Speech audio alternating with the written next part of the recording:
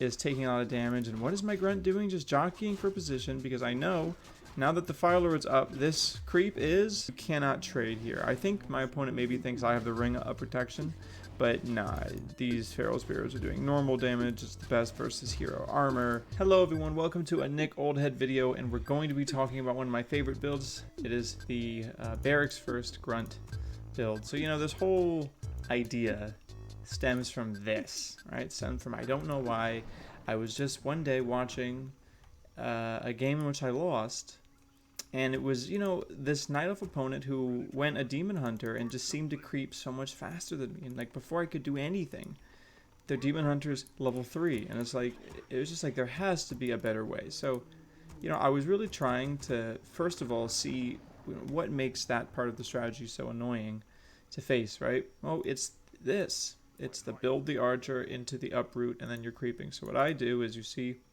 backpack is going to be built. So note, I'm at 13 of 21. Your next 200 gold is built on a second grunt. Should be around now. I build a second grunt. Nice. And then this grunt gets backpack. So now, you know, the night elf could be anywhere. You could be here, you know, sometimes there. I mean, I don't think there, that's a little too early, but yeah, sometimes here, most definitely, if you put it there. So we check, and we eventually, what do we see? Well, yeah, just like you'd expect. How many games is this what happens? So look, the troll trapper, I still get trapped, but thankfully the item creep is still here. So my grunt is still very much in play.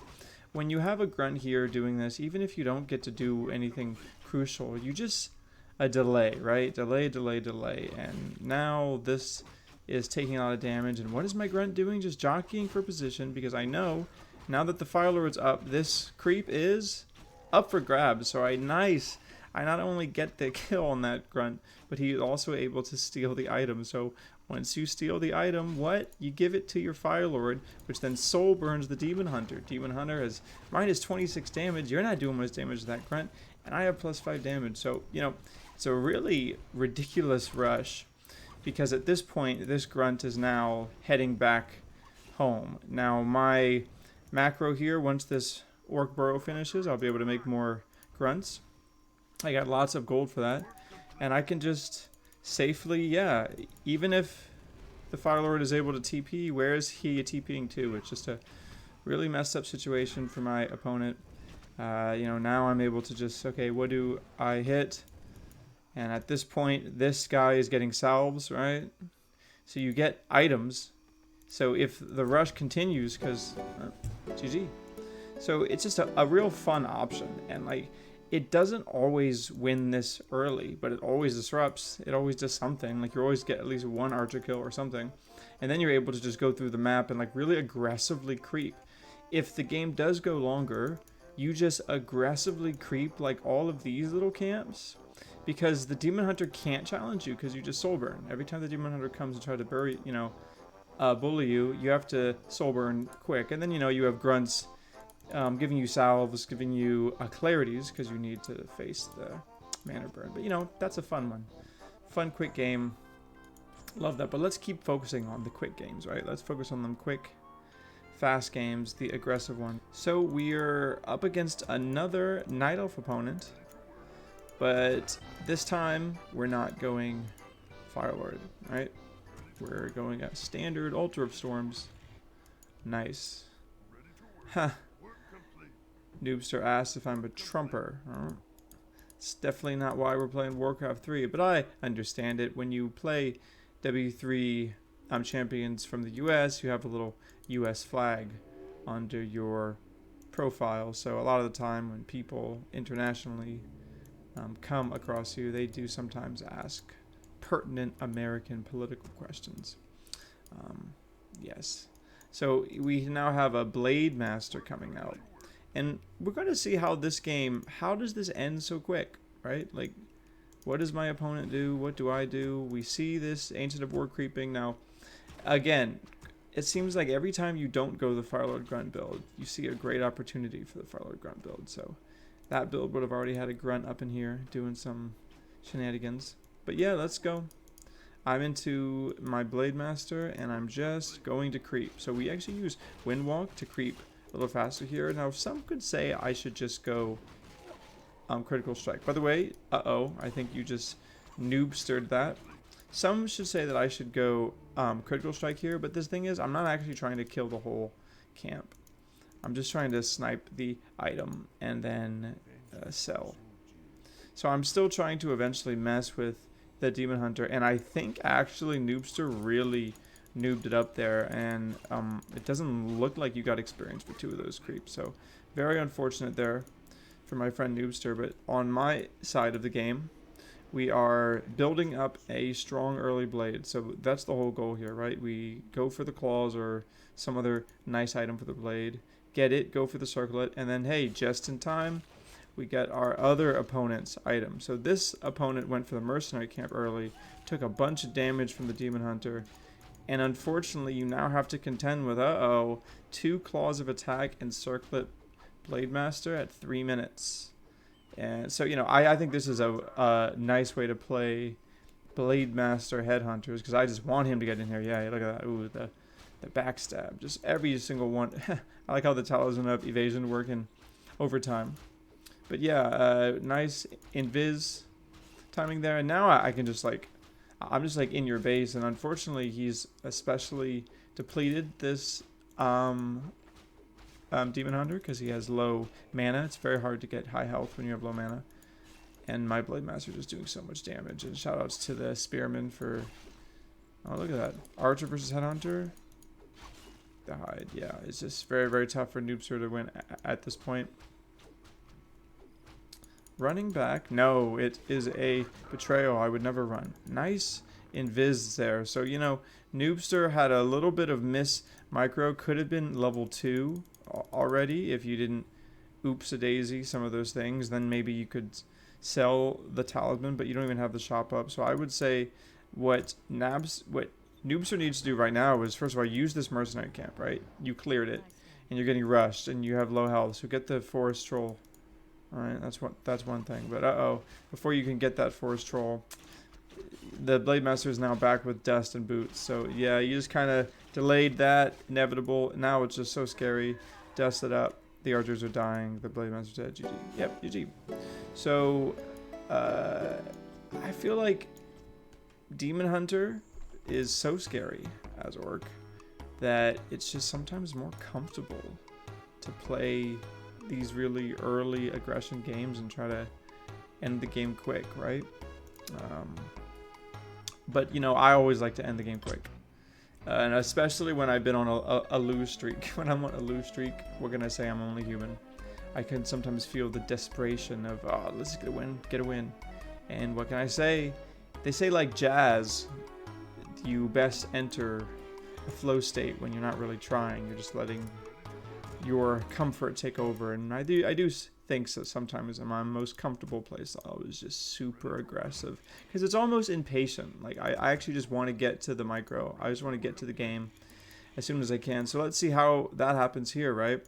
So we have a human opponent, and man, lately I've been losing to Archmage. So let's see what happens in this game. This scouting footman, anytime you see the scouting footman as an Orc player, right, you're both relieved because it means you're not facing paladin. But then you have another headache because, oh wait, then that means it's just the typical Archmage BS. So, you know, a little bit of miss micro there. Could have kept the water elemental still alive, but nice summon the water elemental before the purge happens again. You need to kill this before you get the purge off again. The Storm Reaver may get the purge off. Little sloppy there. Could have focus fired a little bit more, but whatever. You know, if you focus fire, then the creeps stop hitting you.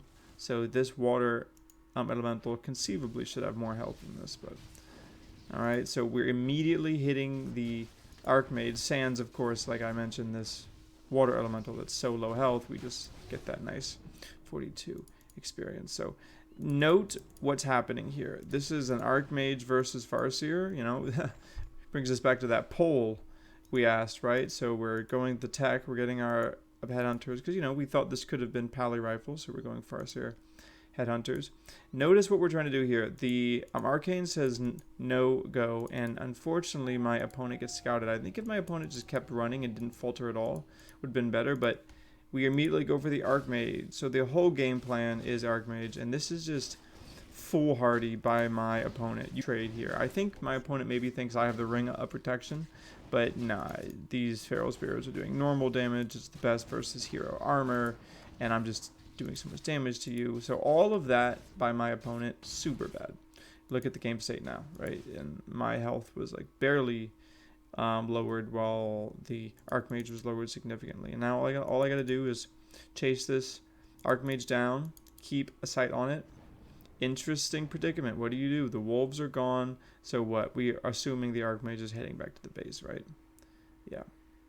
Of course. So the archmage is heading back to the base. Nice killing the units here, but we're just putting on that pressure, because once we do get out of range, now we can, yeah, just turn on the creeps, turn on this units. Thanks for the manual of health there. We also get the water elemental. So, you know, this is a pretty good situation.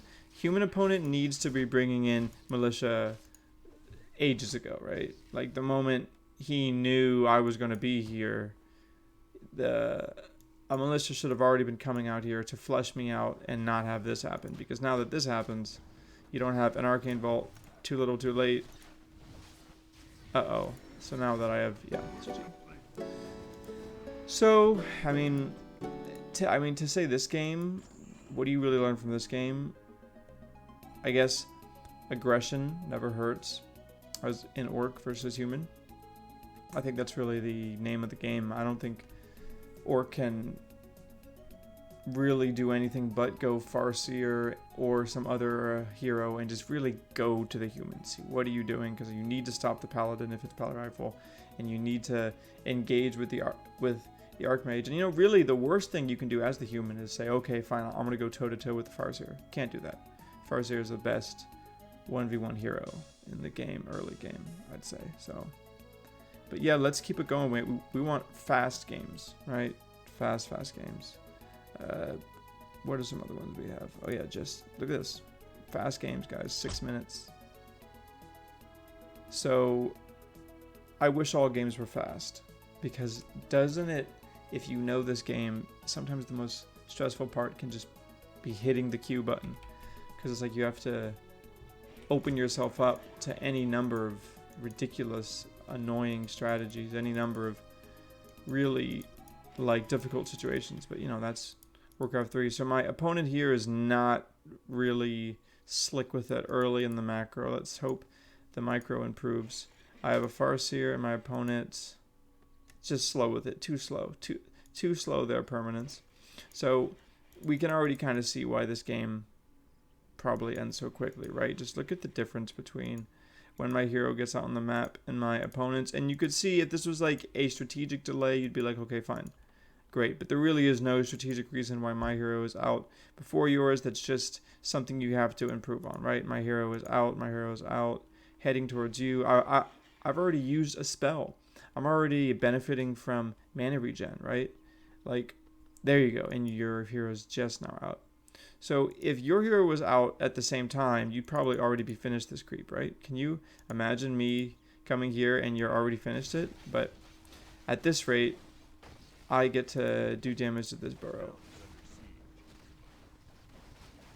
So this is actually so embarrassing. I remember when this happened. Worst positioning you can possibly get into, and then, oop, can't squeeze out of that. So what do you do when you just immediately, you just TP, right? Like, that was very bonkers by me. Doesn't feel good. Don't like it one bit. But we're back on the wagon, right? We have to do something of value, so we just start to creep. And we at least scouted, right? We know that it's the Blade Master. So, you know, there are many games you win without ever using your TP or selling it, right? So maybe it's just one of those games. As long as I never have to be put into a position to use the TP again, it's as if that early TP was perfectly acceptable. I mean, it was a good use of a TP rather than just lose the game flat out. But thankfully our presence back on the map allows us to challenge this, right? Yeah, let's go into my vision, see how this goes. We're definitely going to challenge this. So the Headhunters and all of my units controlled as one here, we immediately focus on the bounty here, the booty. We know that whatever is low health should die. I have a nice little nest of Headhunters here, and for Headhunters, sometimes the best defense is a good offense, right? Like, rather than just run from the thing trying to kill you, sometimes it's best to just kill the thing. So, you know, the Headhunters, they're finishing the rest of this creep while this Headhunter runs away. We already know it's going to die, but you have to just delay it. And so, not bad, right? We get the lion's share of the EXP. And my opponent, you know, again, could have just been an overall faster presence on the map. Maybe that explains this EXP differential. But we are now hitting you with every orc player has faced this before. When you decide to not go Farseer Headhunters, and now you're suddenly facing an orc opponent. Now, look, we moved the Headhunter this time. We don't want to get blocked again. But we're just doing some individual micro here. You know, we're trying to just get kills.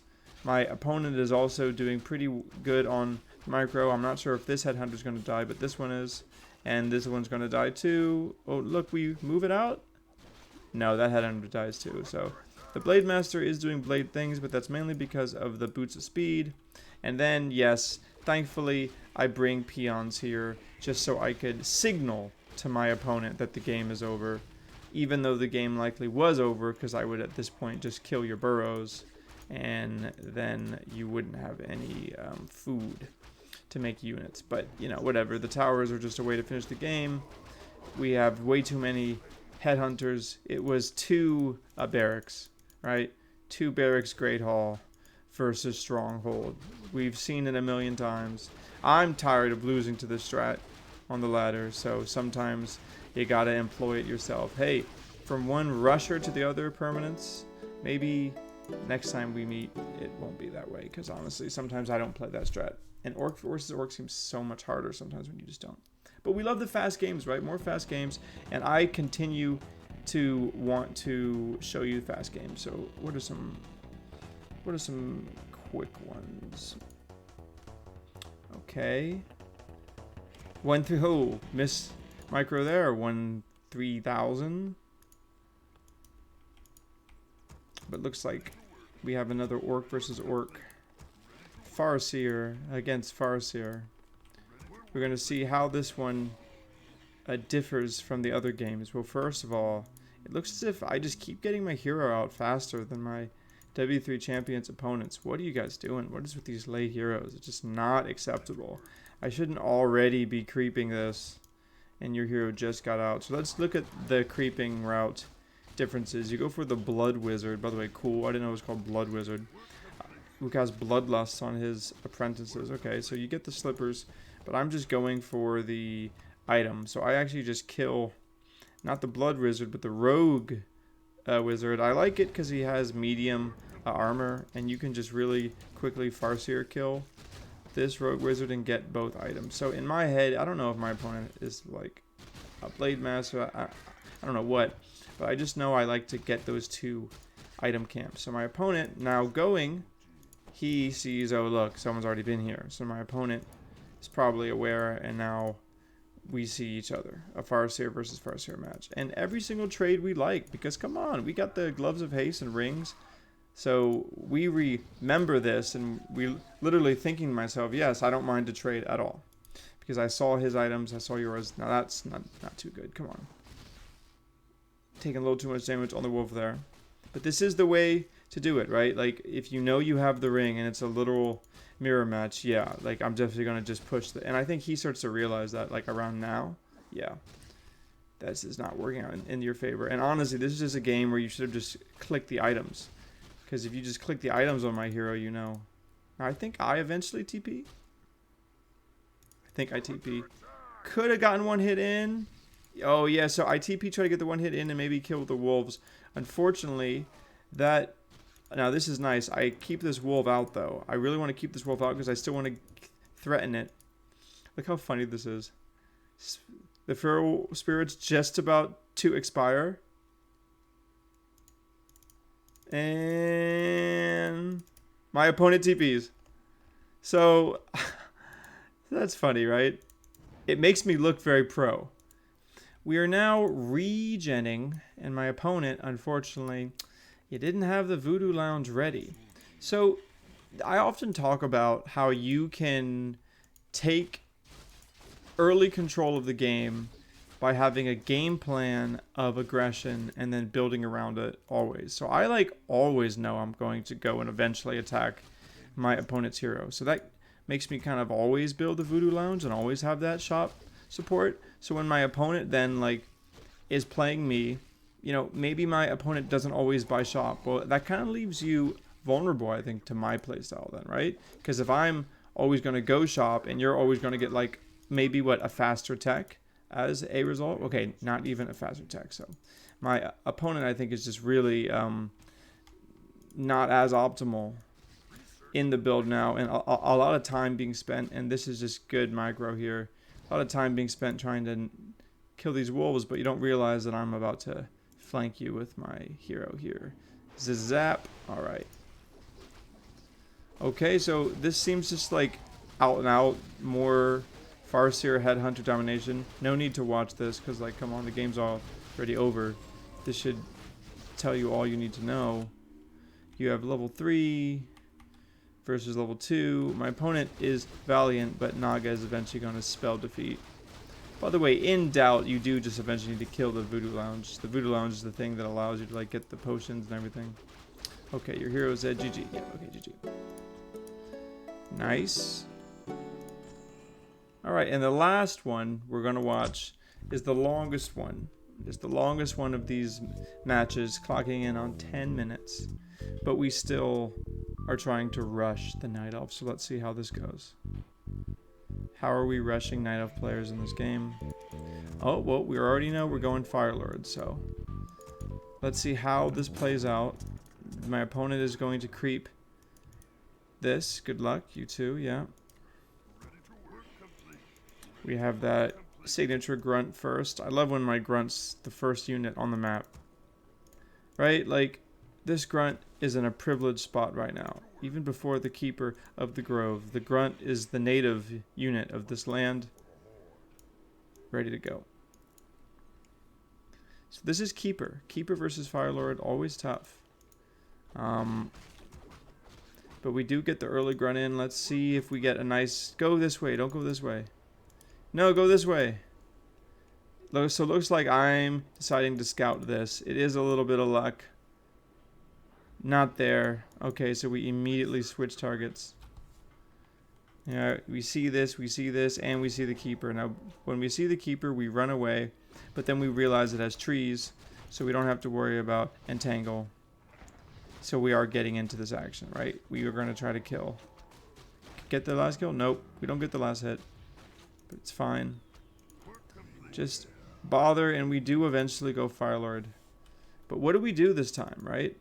This is interesting by me because at this point, I know that I don't normally like to go Firelord versus Keeper of the Grove. So I'm already like tilted. Not tilted, but you know, I'm already in my head feeling the need to adjust. So we're going still, though, straight aggression. Notice my opponent's wisp there. I didn't see that. Nice. We soul burn the Keeper of the Grove, which is, hey, it's as effective as soul burning the Demon Hunter, just usually not as impactful because the Keeper of the Grove is ranged, so they can run away faster. Didn't want to get detonated there, but wasn't trying to do that, just trying to build the Moonwell. It's funny, I literally move out of the way so you can build the Moonwell. But Grunt versus Keeper, it's very important that this is not a level 2 Keeper, because then the Entangle would matter. Missed my auto attack there, unfortunate. Maybe could have gotten the kill if I got that last one in, but look at that.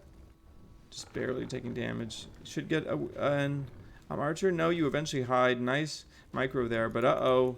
It's happening, right? The Grunt has given the salves, and this archer did a nice attack to cancel the salve there, but this is just really high value. This is why this Grunt Rush is effective, but this building Huntresses is a great answer, right? Huntress is nice, but we don't value our mana. What we really value is HP and time in your base, so we don't mind to soul burn the Huntress because it reduces the damage. It really does reduce the damage significantly, only 5 damage, so it's like a peon. So you're just doing damage to this Huntress, and now the Huntress is finally back online, but we have one more soul burn left. which could easily go on the keeper here, right? Yeah, going on the keeper, just doing that dot. I'd probably sick the grunt on him and leave the, yeah, Firelord doing damage. So this is a really micro intensive game already. My opponent having to hide well. Now, I should really get one of these grunts and buy dust. This is when my shop micro needs to be better. I could have a grunt go get dust for me, but instead, no, we're just... And I really need to start to think of that as the game ender. Because if I had dust here, you know, we're killing that. We're killing at least 2. But uh-oh, my opponent has nicely defended this. Oh, yeah, get the grunt as the amazing escape. And now eventually these huntresses are going to have to be deterred by my Firelord. So part of why the Firelord's so good in this situation, just imagine how much damage I've gotten from this early game from just auto attacks, right? The Firelord has just been given range to like auto attack a lot. Oh man, is this grunt? Yeah, nice. So I'm glad the grunt just kills himself. Gets the suicide there because we see that the keeper's going back, probably getting a full heal now, but we soul burn just because why not? Now the goose is cooked, as I say, right? We now have to leave, right? We have no grunts there. The opponent's almost level 2, successfully didn't lose many huntresses. Moonwell's also, you know, conserved well, but we have to keep pushing on the aggro. So we decide to get a Naga.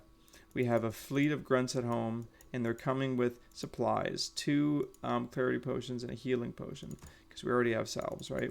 So we're just trying to push the opponent before they're able to get to their power spike. We've already reached ours, right? We're getting weaker by the second, right? So we really just walk up to my opponent because we're all right, we're going to kill your wisps. Let's see what my opponent's lumber at. Okay, not effective to kill wisps, but whatever. We knock on the opponent's door. They answer, and yeah, the target has to be the keeper. So the Naga with some nice micro to keep running in the same direction, but also fleeing. So the Naga's doing 2 things right now, fleeing the huntresses, but also chasing your keeper. That's good micro there, right? So because of that, we're able to kind of put the situation where, okay, you have to TP. Now we get to pass on these items, I hope, right? I hope we pass on these items. Sometimes my micro with backpack can be lacking. Yep, so looks like the Naga is living. And this is a fight. We have unfortunately failed to soul burn there, so we do get the trees back, but we should get a hunter's kill there, right? Naga's just running away, running away. We don't want to get any kill. Oh, and we TP. So yeah, TP was smart here because both of our heroes were low, and thank God we don't lose any of those grunts that had items on it. So golly, we have these potions, and now we're going to wyverns because we did eventually get a bestiary up, and we're still on the aggressive. It's crazy to think it's 7 minutes in, and the heroes are the highest heroes only level 2. So we have made the transfer over. Finally the Naga has the healing potion. So my backpack usage could have been a lot better there, right? I think part of what you got to do if you're using a backpack is the moment you buy the item from the shop, that's when you click on it and then have it send to give to your hero, and then just forget about it. That's the best way to do it. I sometimes forget that, and I just have units following my army and fighting with items. That's not what you want. So opponent gets the alchemist because you see the wyverns here, but we're actually okay, right? Because while the grunts are this annoying meat shield that my opponent is trying to contend with, the real threat comes from the sky and both of my heroes and the damage that gives. So, you know, my opponent has to have their heroes zoned out, and this will often happen. If you have the superior army, your opponent eventually just runs. You kind of don't want to chase. You want to find something to just keep attacking. So look, that's what I'm doing. I'm just keep attacking, and I can see why they were trying to deny it. Wow, very good on my opponent. Just delayed me, so you get the glaive heavy armor. So the Huntress is way less vulnerable to the wyverns, but we are also going not only for the wyverns, the hero. So I think this double ranged hero is really effective versus keeper of the grove. Actually, I'm glad I stuck with my guns and went on Firelord. Sometimes I do go panda if I see the keeper, but yeah, this is just a solid DPS core, right? The 3 wind riders and just the 2 range heroes and the 2 orbs, right? Like, let's think it's incinerate, soul burn, and the cold arrow, right? It's just a lot of damage, yeah, and you're dead. So always on, always aggression, and just, you know, it's the way we like to play. So hey guys, thanks so much for watching this video. You know, if you love Warcraft 3, please give us a subscribe, and we love comments. You know, you guys are always helpful in the comment section because a lot of you play on the same ladder that I do, which is awesome. So I'll see you guys for the next video. Peace.